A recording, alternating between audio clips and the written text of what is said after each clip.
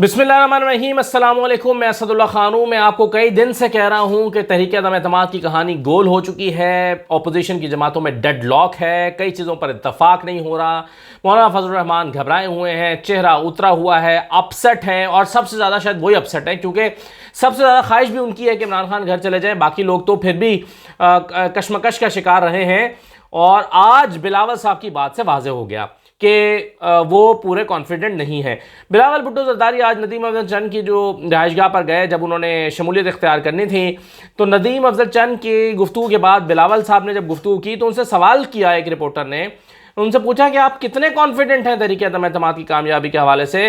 तो बिलावल भुट्टो जरदारी ने कहा कि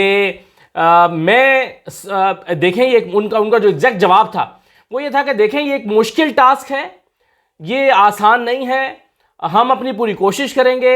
अगर मैं, और उन्होंने जो अल्फाज थे उनके वो ये थे कि मैं 100% का यकीन से नहीं कह सकता कि हमें कामयाबी होगी, लेकिन अगर कामयाबी ना हुई तो हम अपनी जद्दोजहद जारी रखेंगे। हालांकि एक्सपेक्ट ये किया जा रहा था कि बिलावल साहब इस सवाल के जवाब में कहेंगे, जनाब हमारे नंबर्स पूरे हो चुके हैं, असेंबली बंद कर दी है इन्होंने, वरना आज रिक्वेजिशन जमा हो चुकी होती, आज तहरीक एतमाद जमा हो चुकी होती, लेकिन चूंकि 4 दिन के लिए असेंबली बंद है तो इस वजह से ये डिले हो गई है 4 दिन के लिए। जैसे ही असेंबली खुलेगी 5वें दिन हम ये तहरीक जमा करा देंगे और आप देखिए कि इमरान खान अब चंद घंटों के मेहमान हैं। यही होना चाहिए था ना इतनी सारी मुलाकातों के बाद, और जितना शोर मचा हुआ था, जितना इस पर जितनी मीटिंग्स हुई हैं मुख्तलिफ लोगों के दरमियान, मौलाना फजलुर रहमान, आसिफ जरदारी, चौधरियों को साथ में लाया, फिर मुख्तलिफ तरह के बयान दागे गए, फिर 48 घंटे अहम है। मौलाना फजलुर रहमान ने कहा कि 48 घंटे बहुत अहम है।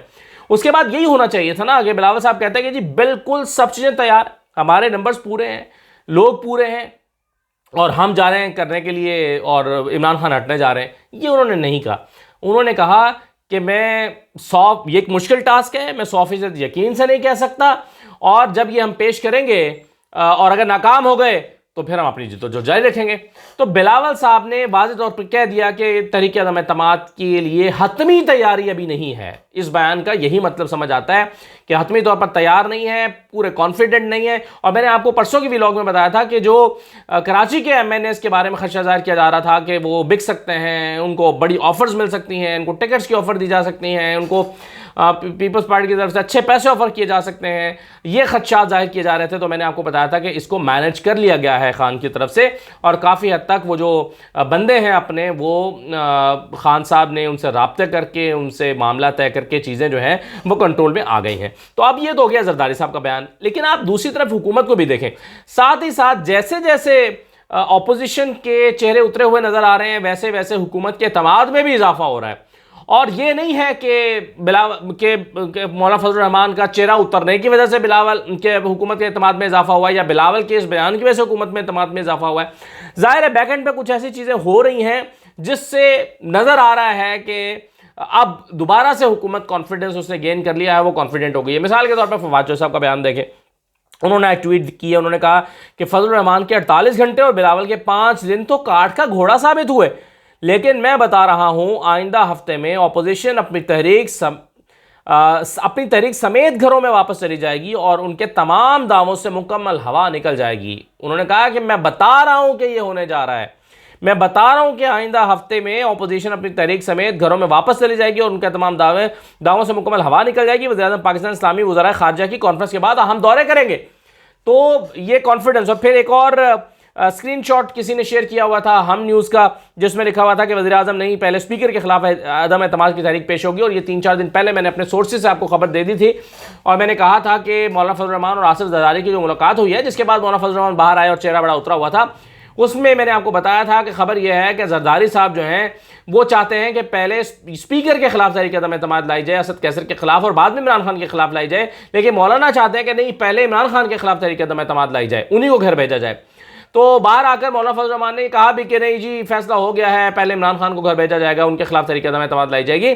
लेकिन बहरहाल ये डेडलॉक बरकरार था। ये स्क्रीनशॉट शेयर हुआ था, तो उस पर भी बड़े मज़ाहिया अंदाज में या लाइटर नोट पे फवाद चौधरी ने लिखा कि कहा था तुमसे नहीं हो पाएगा, चले स्पीकर के खिलाफ भी लाकर दिखा दें, मैदान भी है और घोड़ा भी है, अब ना कहना एम्पायर न्यूट्रल नहीं तो हमसे ये नहीं हो पाएगा। और इसी तरह की ट्वीट्स जो हैं वो शहबाज गिल ने भी की हैं।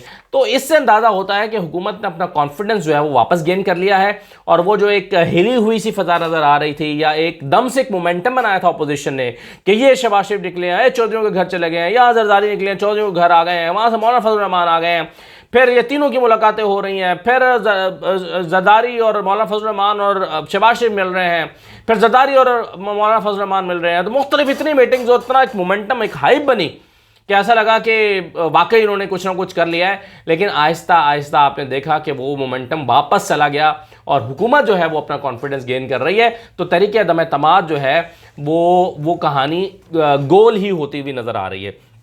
आज जो नदीम अफजल चंद ने शिरकत की है, पीपल्स पार्टी में वापस चले गए हैं, उनकी एक सियासी चॉइस है।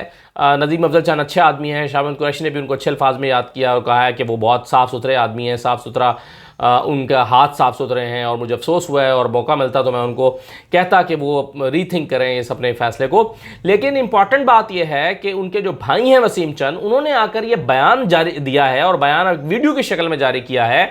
नदीम अफजल चंद के भाई वसीम चंद ने, वो कहते हैं कि मैं, मेरे भाई और मेरे वालिद नदीम अफजल चंद को हम सब की हिमायत और ताईद हासिल नहीं है, यह नदीम अफजल चंद का अपना फ़ैसला है, और उन्होंने समझा कि वो पीपल्स पार्टी के साथ बेहतर चल सकते हैं तो ये उनका अपना फैसला है। हम सब भाइयों की और वालिद साहब की ताईद उनको हासिल नहीं है, वो अकेले हैं। इसका मतलब क्या होता है? इसका मतलब ये होता है कि कल को जब इलेक्शन में वो खड़े होंगे तो हम उनको सपोर्ट नहीं कर रहे होंगे, और हो सकता है हम उनके मुकाबले में इलेक्शन लड़ रहे हों। यानी नदीम अफजल चंद जो हैं वो अकेले अपने बलबूते पर लड़ेंगे। उनके भाई, उनके वालिद, जाहिर है जो वालिद होते हैं और सियासी घराने के वालिद होते हैं, उनकी एक काफ़ी से होती है। और अगर उनका एक बेटा पीटीआई से लड़ रहा होगा, पीपल्स पार्टी से लड़ रहा होगा, और वालिद चाहेंगे कि मैं पीटीआई से वाले बेटे को सपोर्ट करूं, तो जाहिर है उसको एज होगा। तो उन्होंने वाज़ेह तौर पर कहा कि ये इनकी सियासी राहें उन्होंने हमसे जुदा कर ली हैं, हमारे पास पीटीआई का मैंडेट है और हम उस मैंडेट की पासदारी करेंगे। ये उन्होंने अल्फाज इस्तेमाल किए हैं वसीम चंद ने। तो उनका जो बयान है वो बड़ा इंपॉर्टेंट है नदीम अफजल चंद के भाई का। अच्छा, अब आ जाए ज़रा आखिरी दो बातों पर, और एक तो है मौलाना की बात कि मौलाना जो है वो गायब है, मुसलसल 48 घंटे का बयान देके वो गायब हो गए, और अब मंजर आम पर नहीं आ रहे, बता नहीं रहे क्या है क्या नहीं है। इस सारे में अपने बिलावल भुट्टो जरदारी ने तो अपना बी प्लान बता दिया। उन्होंने कहा कि तहरीक अदम एतमाद नाकाम हो गई तो मैं दोबारा जिद्दोजहद जारी रखूँगा, मेरा क्या जाता है, मेरे पास सिंध की हुकूमत है, फिर भी रहेगी, मैंने अपना मुद्दत पूरी करनी है, तो पीपल्स पार्टी का क्या जाता है। वो कहते हैं मैं अपनी जिद्दोजहद जारी रखूंगा। बल्कि हम तो हमेशा से ये कहते हैं कि पीपल्स पार्टी के फायदे में है कि हुकूमत ना जाए, और पीपल्स पार्टी चाहती है कि हुकूमत ना जाए। तो ये बड़ा इंपॉर्टेंट है। और उन्होंने कहा कि मैं साथी से जिद्दोजहद जारी रखूंगा, लेकिन उनके पास बी प्लान है। लेकिन मौलाना के पास कोई बी प्लान नहीं है। मौलाना फजल रहमान क्या करेंगे? मौलाना फजल रहमान इतना डेस्परेट हैं, वो आज इमरान खान को घर भेजना चाहते हैं, बल्कि जेल भेजना चाहते हैं, बल्कि वो चाहते हैं कि शायद इससे भी बुरा हो इमरान खान के साथ। लेकिन उधर आसिफ जरदारी साहब पीठ दिखा गए, उधर शहबाज शरीफ साहब जो हैं वो भी पूरे दिल से, या उनकी पूरी पार्टी पूरे दिल से नहीं चाहती कि अभी कबल वक्त इलेक्शन हो। तो ऐसे में वो भी रिलक्टेंट हैं। वो कहते नहीं, पहले तहरीके इस्तेहकाक, पहले जो है वो रिक्वेजिशन जमा कराएं, फिर वो हो जाए तो तहरीक दमात पेश करें। यानी 3-4 हफ्ते का वो टाइम मांग रहे हैं। तो ऐसी सूरत हाल में मौलाना जो है उनके पास मायूस होकर घर बैठने के सिवा, या इन दोनों पार्टी से दोबारा से नाराज हो जाने के अलावा कोई भी प्लान नजर नहीं आता। और उनके इसके बाद होगा क्या? 2-4 हफ्ते नाराज रहेंगे, फिर आगे ओपोजिशन के साथ मिल जाएंगे। इसके अलावा उनके पास कोई और ऑप्शन भी नहीं है मौलाना फजल रहमान साहब के पास। आज एतजाज़ हसन साहब से सवाल हुआ, जब नदीम अफजल चंद वाले मामले में वो वहाँ पर मौजूद थे। मेरा भी वैसे इरादा था कि मैं जाऊँगा, लेकिन मैं जा नहीं सका। जाता तो कुछ मुलाकातें हो जाती हैं, ज़रा अच्छा होता है। लेकिन बहरहाल एतजाज़ हसन साहब वहाँ पर मौजूद थे, और एतजाज़ हसन साहब जो हैं उनसे कहा गया, सवाल किया कि क्या आसिफ जरदारी को नवाज शरीफ पर भरोसा करना चाहिए? तो उन्होंने कहा कि बहुत एहतियात करनी चाहिए। यानी उन्होंने खुल के नहीं कहा, लेकिन वो एक तरह से उन्होंने कह दिया कि ये काबिल भरोसा शख्स नहीं है। और ये तो मैं कुछ दिन पहले आपको वीडियो में बता चुका हूँ कि चौधरी बिरादरान उनकी बात क्यों मानने के तैयार नहीं है, क्योंकि उनसे वादा खिलाफियाँ ही इतनी हुई हैं। और अपनी किताब में चौधरी शुजात जो सच ये है में उन्होंने लिखा है कि उनकी पूरा एक चैप्टर है कि नवाज शरीफ की मुसलसल बदअहदियाँ। तो ये उनका एक पूरा चैप्टर है नवाज शरीफ के शरीफ ख़ानदान की बदअहदियों पर, तो उन पर कोई जो है वो एतबार करने के लिए तैयार नहीं है। आखिरी बात मैं आपके साथ शेयर करता हूँ और वो बात ये है कि इसहाक डार साहब जो हैं उन्होंने एक एप्लीकेशन कल फाइल की है लाहौर हाई कोर्ट में, और लाहौर हाई कोर्ट में जाके वो कहते हैं कि जनाब मुझे बज़रिया वीडियो लिंक इजाज़त दी जाए कि मैं सेनेट का के रुकन का हलफ उठा सकूं। आप देखिए कैसी बात है कि वो सेनेटर मुंतखब हुए हैं 3 साल 2018 में मुंतखब हुए और 4 साल होने को हैं, मतलब शायद 4 साल हो गए, हाँ 4 साल हो गए 18 में 19 20 21 22 एग्जैक्टली, और 4 साल में उन्होंने आज तक हलफ नहीं उठाया। और एक असम्बली की एक सीट जो है वो एक तरह से मुअत्तल होकर रह गई है। वो आवाम का नुमाइंदा जो है जिसने को पार्टिसिपेट करना था वो नहीं किया और आइंदा भी उन्होंने नहीं करना, लेकिन वो कहते हैं मेरा हलफ करा दें, मैं सेनेटर बन जाऊं, मेरा हल्फ करा दें। लेकिन दिलचस्प बात यह है कि इसहाक डार साहब जो हैं वो अदालत से मफरूर हैं, इश्तहारी हैं, ऑफिशियली यानी अदालती ज़बान में वो जो है वो एब्सकॉन्डर हैं, इश्तहारी हैं, मफरूर हैं, और एक मफरूर जो है वो अदालत के फोरम पर नहीं जा सकता। अदालत कहेगी कि पहले आप सरेंडर करें, अपने केसेस में पेश हों, फिर हम आपकी दरख्वास्त पर गौर करेंगे। तो लगता यह है कि उनकी दरख्वास्त फौरी तौर पर रद्द हो जाएगी और उनको ये रिलीफ नहीं मिलेगा और ये सीट खाली होगी। नून लीग की एक सीट कम होने जा रही है सेनेट से। तो ये हमें जो है वो दिखाई दे रहा है इसहाक डार साहब के हवाले से। यानी आप कैसा मजाक बनाया हुआ है पाकिस्तान में कि आप बाहर बैठे हुए हैं और अदालत उसमें लिखा हुआ है दरख्वास्त में कि मेरी तबीयत ख़राब है, मैं इसलिए आ नहीं सकता, मेरा इलाज चल रहा है और मुझे बज़रिया वीडियो लिंक हलफ उठाने की इजाज़त दी जाए।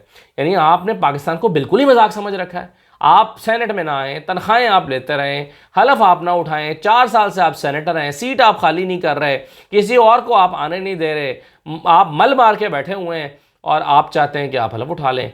मतलब आपने पाकिस्तान को अपने घर की लौंडी समझ रखा है क्या?